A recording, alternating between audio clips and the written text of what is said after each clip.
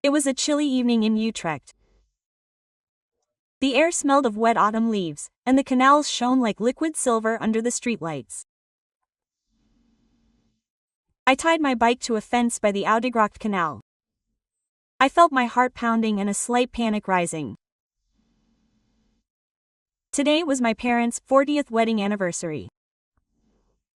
Everything seemed perfect. Candlelight, white linens, tablecloths, gleaming silver on the plates, and tiny lights twined between the magnolia branches in the garden. Everything radiated coziness, but I always felt like an outsider, a shadow on the edge of their world. Sylvie had been telling stories all evening, making herself the center of attention. Her boutique had recently been featured in a local magazine.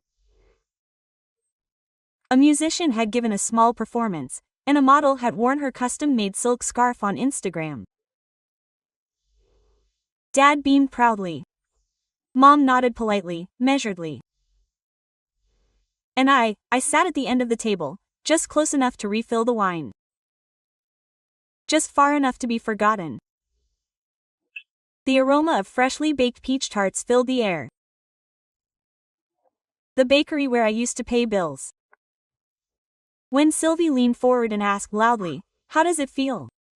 I felt a chill. Everyone was watching. A wave of awkward laughter swept across the table. Sticky and almost tangible. Dad's laugh sounded deep and unfeeling. Mom kept her closed smile, the way she didn't want to seem complicit, but also didn't want to object. Sylvie's husband grinned as if he'd seen this before. I looked at her, my hands folded quietly in my lap. My voice cut softly but sharply through the evening. "How does it feel?" I asked, not as an attack, but as a fact no one could ignore. The silence that followed was intense. Forks hovered in the air. Someone coughed, and Sylvie's awkward smile faded. No one spoke. No one tried to stop me. I slowly stood up. The legs of my chair scraped the stone patio. I turned and walked past the fountain, past the flickering lights and the gleaming silver. The air behind me was heavy, a mixture of fear and liberation. No one called my name. Every step on the caseta felt heavier than the last. Everything I had ever done to help Sylvie, every gesture of care and responsibility, every gift, every loan, seemed completely invisible. I remembered the first time I truly realized how powerful money could be. At 14, working weekends at Bellamy Books, every euro I saved and sent to my dad, while Sylvie received gifts and privileges. Then I felt how my efforts were never recognized. Now I felt the power of silence. A power that no shiny boutique, no magazine, no applause could overshadow. I walked through the narrow streets of Utrecht, past the tram lines and small cafes, past shops I had known as a child. Everything felt heavier and yet lighter at the same time, as if each step lifted a piece of the weight of my years of giving. The table, the candlelight, the laughter. Nothing could stop my resolve. For the first time, I no longer felt invisible. It was the beginning of my path to recognition and freedom. A path I would walk step by step, without waiting for approval or recognition from my family. I still remember my 14th birthday well. The air smelled of rain and wet grass as I parked my bike along the dock, my bag tightly clutched with work gloves. Dad had just lost a major client, and the mortgage was due. My mother mumbled something about money as I silently counted out my 800 euros savings, carefully placing each coin on the wooden table in our kitchen. I worked weekends at Albert Heijn, stocking the shelves and preparing cash registers for customers. I gave my father the money without a word of thanks. As always, Sylvie sat on the couch in the living room with her new clothes and accessories, her face lit by the sun streaming through the window. Her smile radiated as if she could take on the world as I dusted off my shoes and hung up my coat. Every gesture from her parents was approval for her. For me, there was silence. Yeah, I felt no bitterness, only a quiet determination to do whatever it took so no one went wanting. During school days, I worked extra hours at the cafe on the quay where tourists ordered coffee and students discussed their assignments. I filled tables, straightened chairs, and learned patience. When Dad needed new painting supplies for his hobby, I gave him the €500 I'd saved without asking. He stroked my hair as if I were a dog and told Mom I was a walking trust fund. His words barely touched me. I knew it wasn't true recognition.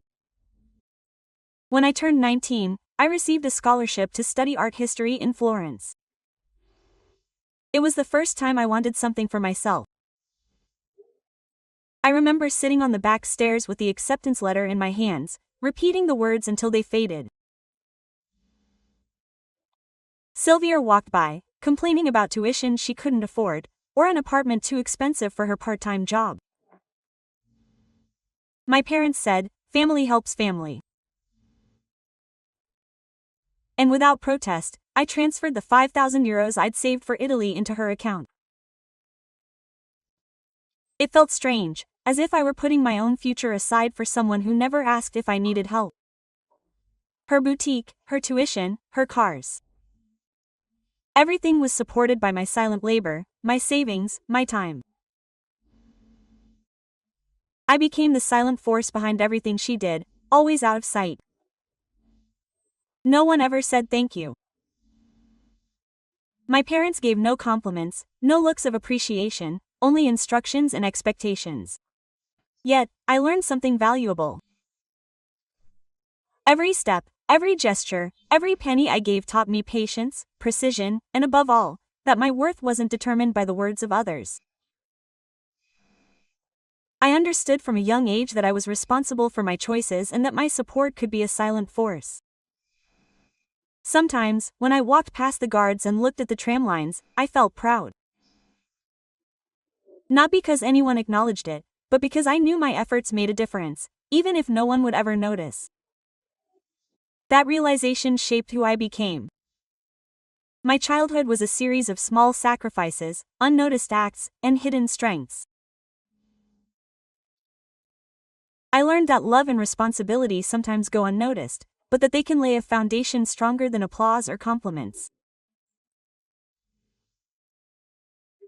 And so I slowly began to understand that my future could only be determined by me, not by the gaze of my family. It was a Thursday afternoon when Sylvie contacted me again. I was sitting in my small apartment in Utrecht, the window open so I could hear the sounds of trams and bicycle bells. My laptop was on the table, documents neatly filed, as I sifted through a list of potential art projects. My phone vibrated. "Karen, I need your help," she said in a voice so light it sounded almost innocent. She wanted me to co-sign a €5,000 line of credit for her boutique. My heart skipped a beat. I remembered all the times I'd helped her. The tuition, the rent, her staff salaries, even the loan for her first retail space. I'd quietly financed it all, never hearing a word of thanks. And now she asked again. I looked out the window at the canals below. The trams glided past. Cyclists greeted each other. It felt absurd that I'd ever believe these sacrifices would be automatically recognized. My fingers brushed the keyboard as I let out a deep sigh.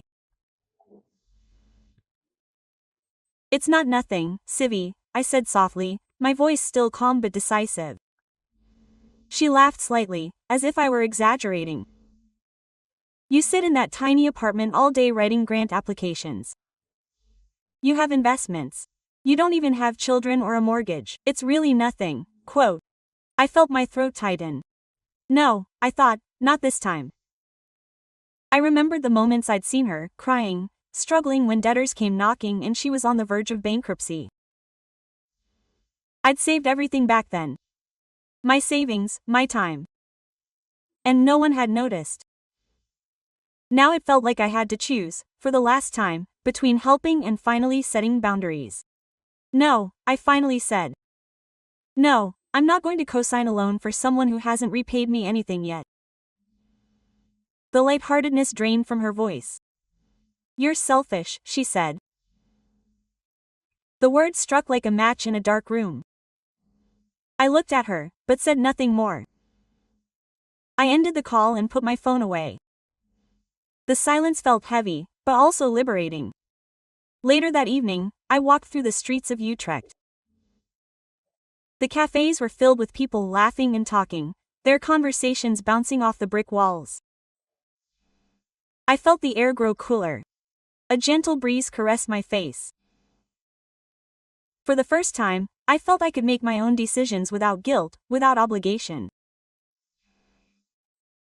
Everything I had given in the past had shaped my strength. Not their approval, not their gratitude, but my own choices and boundaries. I thought of the many hours I had worked, the small amounts I had sent, the silent sacrifices no one noticed. I realized that this moment, refusing Sylvie, was a turning point. Not out of resentment, not out of anger, but out of self-respect. My heart felt heavy, yes, but also light. It was a mix of disappointment, pain, and a first glimpse of freedom. That night I sat on my balcony, watching the city lights, the trams gliding by, and the pedestrians hurrying home. Everything seemed normal, but for me, nothing was the same. I had finally said no, and for the first time, I felt I was regaining control of my life. The week that followed felt tense and heavy. Every time I cycled past Siv's boutique, I saw how busy she was with supplier purchases and staff scheduling. Everything seemed to be running smoothly, but I knew it depended entirely on my silent support. My phone vibrated again. Sylvie wanted to talk about the looming rent and outstanding debts. That afternoon, I hopped on my bike and rode through the narrow streets of Utrecht. The tram glided by, and I felt the rhythm of the city beneath my wheels. People were walking with Albert Heijn shopping bags, children laughing as they chased their parents. And I felt the contrast between their ordinary lives and the chaos that Sylvie's dependence on me caused. My heart pounded, but I held my breath. This was the moment of confrontation. I met Sylvie in a small cafe along the quay, a place where the aroma of freshly brewed coffee mingled with the watery aroma of the canal. She looked surprised when I walked in and took a seat at a table by the window. "Karen, I really need you," she said with a smile that now seemed forced. "The suppliers are threatening, the rent hasn't been paid yet. I don't know how else to handle this." Quote, I took a cup of coffee, slowly stirred the foam, and looked at her. Her eyes pleaded, but I knew I wouldn't give in this time. "It's always been this way," Sylvie said. "I'm calm, but determined. You're getting aid, and I've always quietly endured it." Quote, always. "And now you're asking again." She frowned, her hands trembling slightly as she closed her phone on the table and shifted pens. Mom and Dad entered the cafe, their faces a mixture of concern and irritation. "Karen, this is family," my father said, putting his hand on my shoulder. I pulled my shoulders back and met their gaze. "Family," I repeated, "doesn't mean I keep giving until I lose myself. I have limits." Quote. Mom looked down, her hands folded, unsure what to say. Sylvie leaned forward, her voice sharp. "You don't understand, Karen. I can't do this without you. You've always said family helps family. Why are you changing now?" Quote. My eyes met the hare's firmly and resolutely. Because helping doesn't mean I have to do everything for someone who never shows gratitude. Because I want to live my own life. Because my time, my money, and my choices are my own. Quote. A few passers-by watched curiously as the conversation heated up. My voice cut through the sounds of the cafe and the city outside. I'm not a bank, not a personal assistant, not an invisible force anymore. I'm someone who can set boundaries, and this is one of them. Quote. Sylvie narrowed her eyes, unsure whether to be angry or sad. Dad's jaw clenched. Mom remained turned away. Then I stood in my chair, creaking against the wooden floor. I walked to the door and felt a cool breeze on my face. For the first time in years, I felt the weight of their expectations lift, as if every step outside brought a bit of freedom. The trams glided past the canals, reflecting the afternoon light. And I knew there was no turning back. Not this time. My choice was made. I would live my own life, regardless of their reactions or approval. It was a cool evening in Utrecht.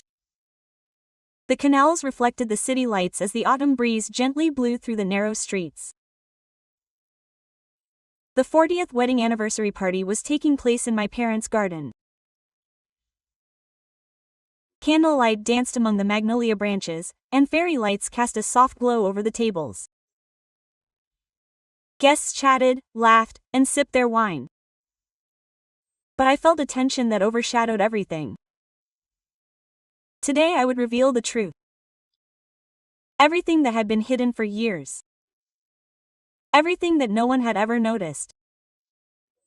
In my hands, I held a thick leather folder heavy with documents, contracts and bank transfers, that I had carefully collected over the years.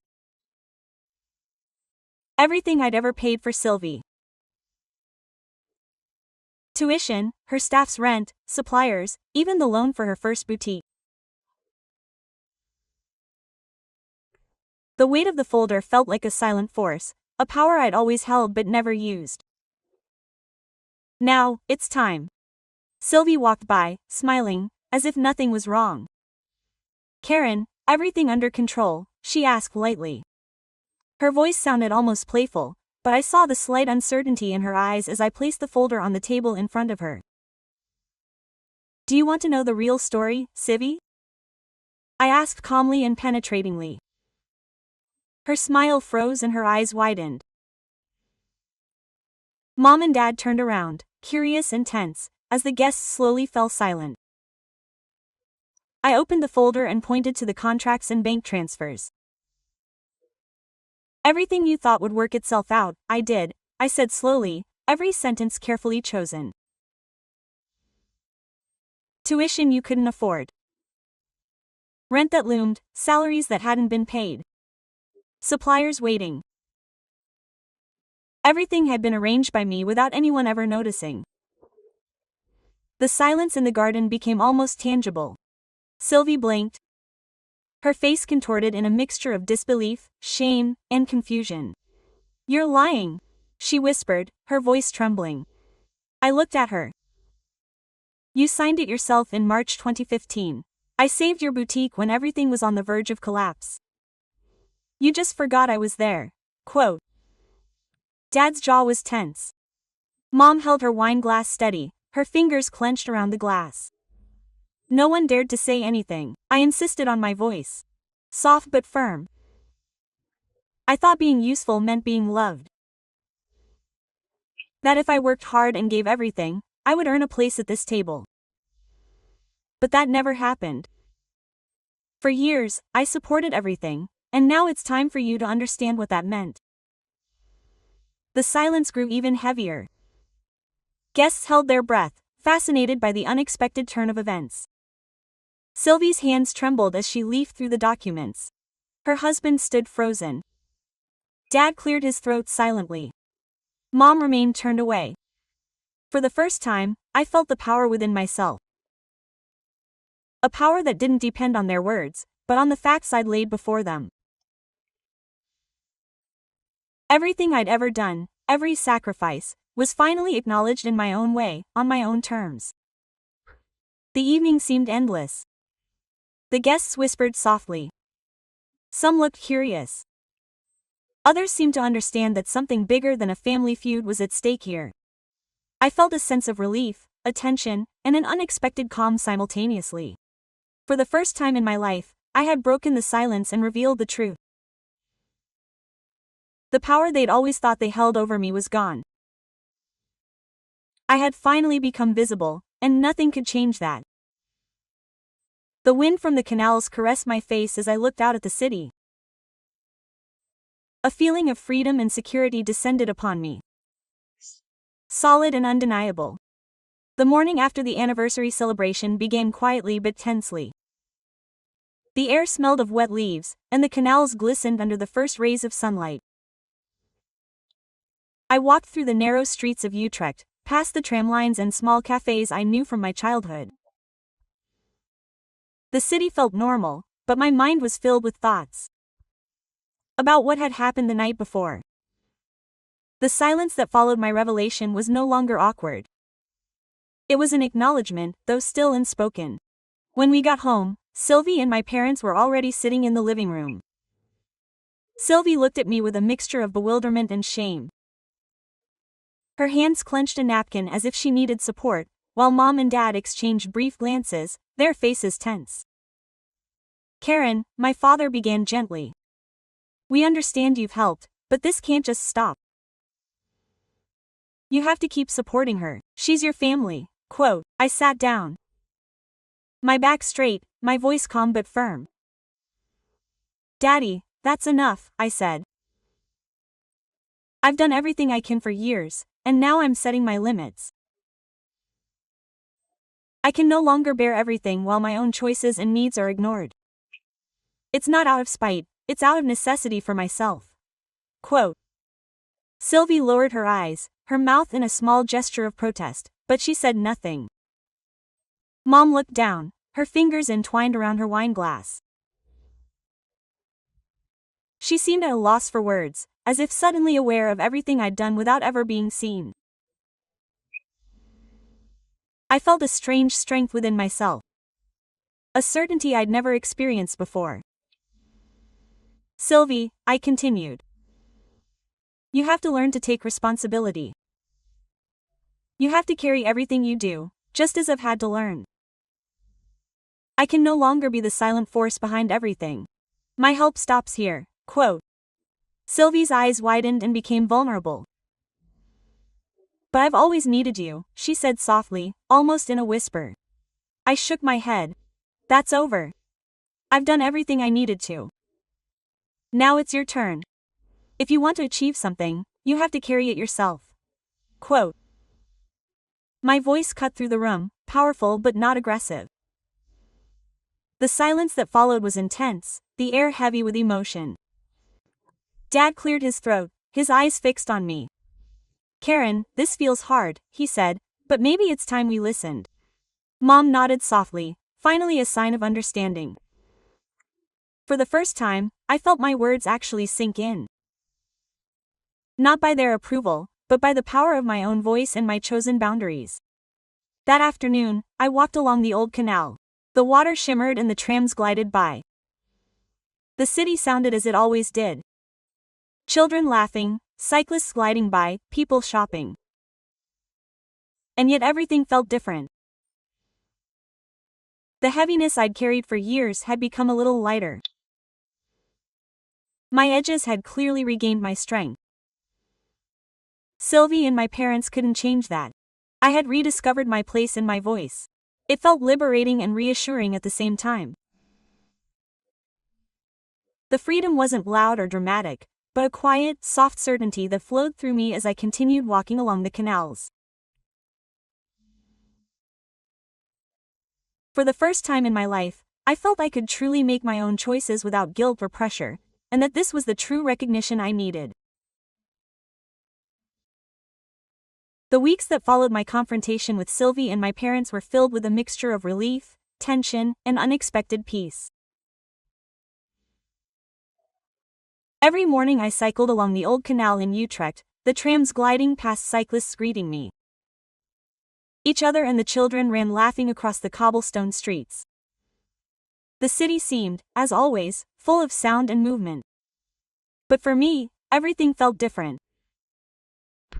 Each step felt lighter, as if I had finally been freed from a burden I'd carried for years. My decision to draw boundaries had set something in motion that no one could undo. Sylvie called the same way, and when she did, her messages were short and hesitant. Dad tried to have conversations, subtly hoping I would offer my support again. But I kept my answers calm, clear, and unwavering. "I can't do this for someone who never takes responsibility," I said once. And it felt liberating to finally say those words out loud. Mom looked up from her work and nodded softly, as if she finally understood how much I had always carried in silence. Her eyes glimmered with understanding without her having to say a word. My apartment became a sanctuary where I could finally breathe. I walked through the narrow streets of Utrecht, past cafes where I had sat as a teenager, past bakeries that smelled of fresh bread, and past bookstores that felt familiar. The streets were filled with the sound of trams, bicycle bells, and conversations of passers-by. But for me, everything felt quiet, serene. It was the silence of independence, of control over my own life without pressure, guilt, or expectation. One afternoon, I received a hesitant email from Sylvie. She asked if I could advise her about a supplier who was about to miss a delivery. I stared at the screen and felt the old impulse to intervene. But I dismissed the message, resolutely not open. My decision was definitively no more help, no more silent support, no more financial rescues. A mixture of relief, strength, and slight fear filled me. I felt how important it was to finally make my own choices without interference from others. That evening, my parents came over. The tension in the living room was palpable, but there was no argument. They seemed to finally understand that there was nothing left to gain. Karen said, "Dad," softly, "we've seen how much you've done. You have a point." Quote. Mom nodded and smiled faintly, as if she finally realized how much I had silently arranged and saved. There was no applause or compliments, only a silent acknowledgement that felt far more powerful than words. That night, I walked along the canals. The water glistened under the streetlights. The wind was cool, and the sounds of the city were soft but familiar. I felt a peace I'd never known before. The freedom was tangible. Something I had finally claimed for myself. No guilt, no pressure. Only the realization that my choices were mine and that no one had any influence over my life anymore. I thought back to all the years of giving, of working silently to save others, while I myself remained invisible. Now that was over. It was my time, my life. The power my family thought they had was gone. As I walked, I heard the trams and bicycle games, the soft hum of the city. Everything in harmony with my own heartbeat. For the first time, I felt I was truly living on my own terms, completely free and sure of myself, ready to start a new chapter unburdened by the past. The days following my final decision were a mixture of peace and introspection. Utrecht, as always, seemed bustling with cyclists. Children ran along the canals and trams whizzed by. Everything seemed the same, but for me, everything felt changed. I felt a slight tension disappear from my shoulders, as if a weight I had carried for years had finally fallen away. For the first time, I could breathe without my heart filling with the expectations of others. Sylvie barely called. When she did, her messages were briefly hesitant, almost uncertain. Her boutique continued to operate, making its own decisions. She no longer asked for help with debts or suppliers. It was strange to watch them struggle without my intervention. Mom and Dad sometimes glanced past, sometimes a soft whiff of guilt, but they didn't impose anything. They seemed to finally understand that I was no longer the invisible force behind everything, that my support wasn't to be taken for granted. I spent my mornings in my apartment, looking out over the canals. The water reflected the low morning sun. Birds flew low over the canal, and I felt a deep peace. I no longer had to run from their expectations, no longer had to worry about problems they themselves had created. Everything I had ever done, I now did only for myself. The thought alone gave me a siren energy I'd never felt before.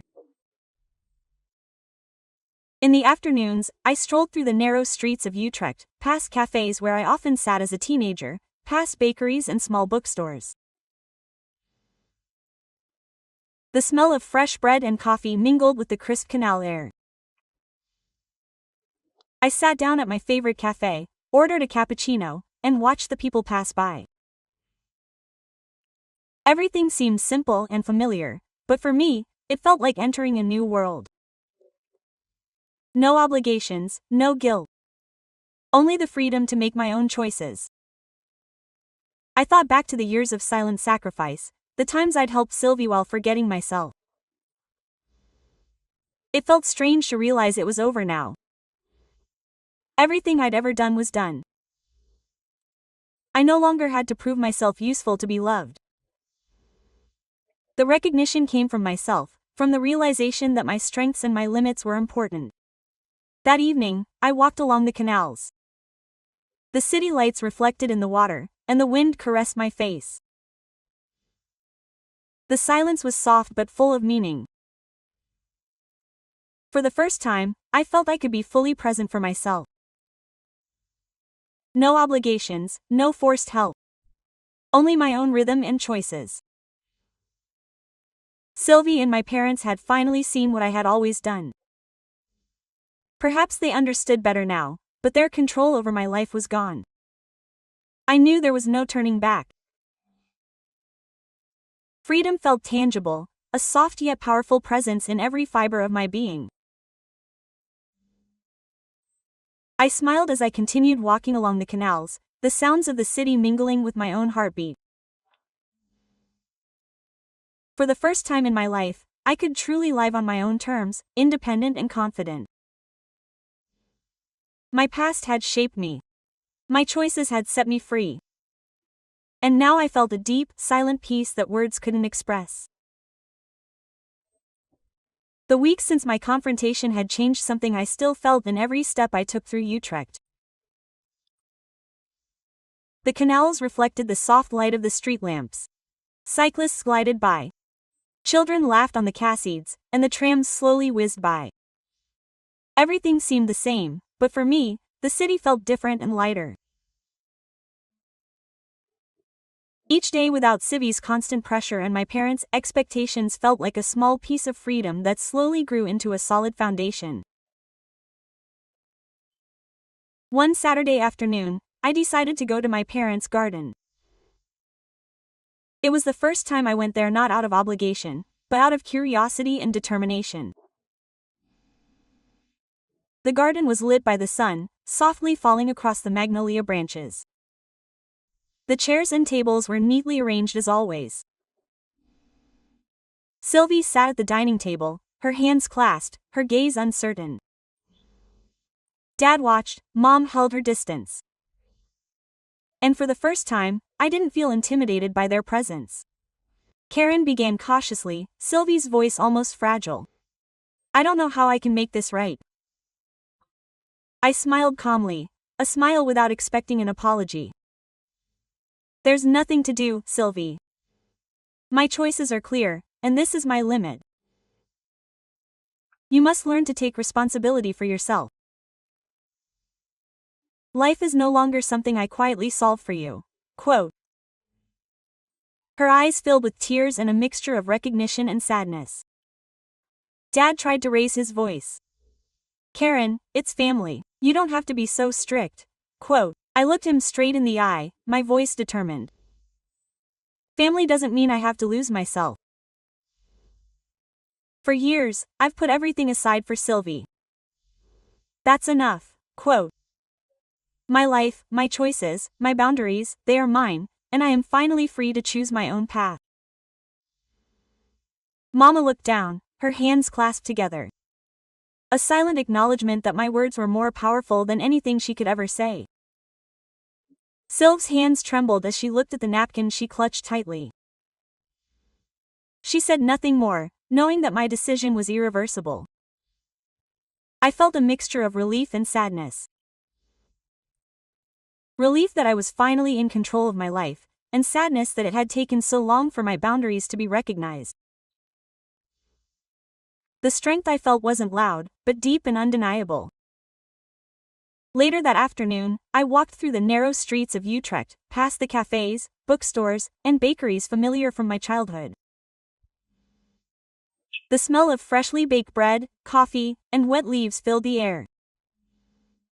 Everything seemed normal, but for me, it was a new world. No obligations, no guilt, only freedom. Every step felt lighter, as if the city itself were guiding me down a path of independence. That evening, I stood by the canals, watching the water glisten softly under the lamps. The wind caressed my face, and the sounds of the city were familiar and soothing. I felt a peace I'd never known before. My freedom was tangible, undeniable, and completely mine. Sylvie and my parents might have even acknowledged it in their reactions, but they couldn't take back my autonomy. For the first time, I felt complete independence. I could be myself without guilt or pressure, completely free to make my own choices. And every breath felt like a victory. It was an ending, but also a beginning.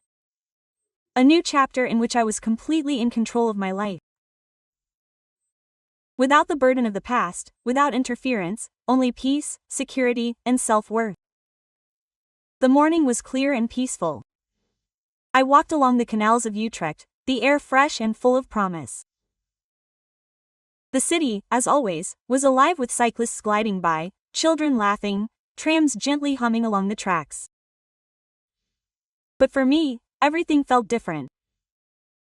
The heaviness I'd carried for years was gone. I felt freedom in every step, in every breath. Sylvie had learned to find her own way, to embrace her mistakes. My parents watched, sometimes knowingly, sometimes silently. They finally understood that my choices were no longer under their control. But that didn't matter. For the first time in my life, my peace wasn't dependent on their recognition, their approval, or their expectations. I sat on a bench along the old canal, looked at the water glistening softly in the morning light, and felt a deep peace. Everything I had ever given, everything I had borne in silence, had made me who I was today. No longer someone who remained invisible. No longer someone who lost herself in the expectations of others. It was a moment of insight, a moment of complete autonomy. I could laugh, breathe, and simply be without guilt or pressure. The city around me was vibrant and beautiful, but above all, I felt the silence within myself, a silence filled with strength and certainty. For the first time, I heard my own voice clearly and knew that I would never again allow anyone to limit my freedom. I stood up, felt the wind on my face, and continued walking along the canals. My heart was light, my mind calm. This was my life, my choices, my peace. Finally, completely free.